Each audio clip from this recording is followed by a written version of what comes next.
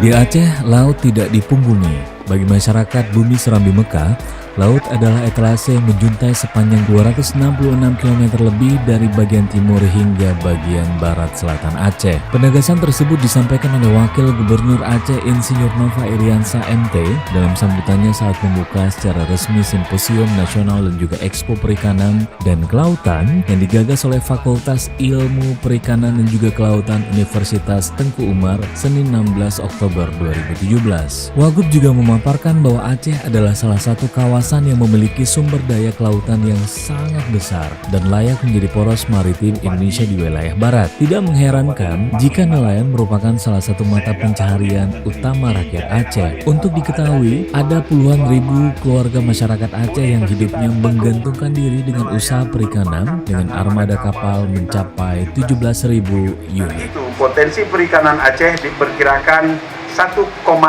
juta ton per tahun. Tapi yang baru bisa dinikmati berkisar antara 10%-nya saja.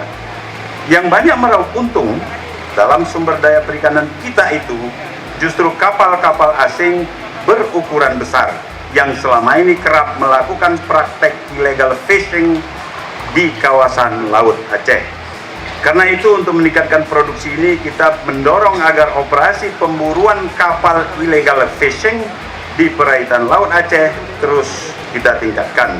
Kita juga sangat setuju dengan keputusan Menteri Kelautan dan Perikanan Republik Indonesia yang menenggelamkan kapal-kapal asing pencuri ikan di Laut Indonesia.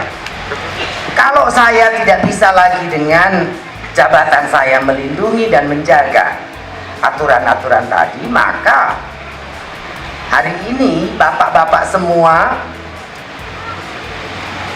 jabat, tentara, mahasiswa, dosen, tokoh yang ada semua di sini, Panglima Laut, Anda semua punya kewajiban untuk menjaga, memastikan Perpres 44 ini tidak pernah direvisi.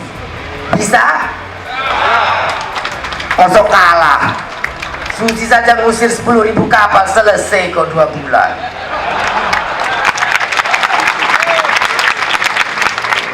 Bapak dan ibu semua pendidikan jauh lebih tinggi, punya jabatan.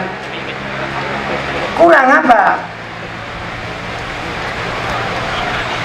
Jangan sampai harus malu hati karena kalah sama perempuan sekecil saya.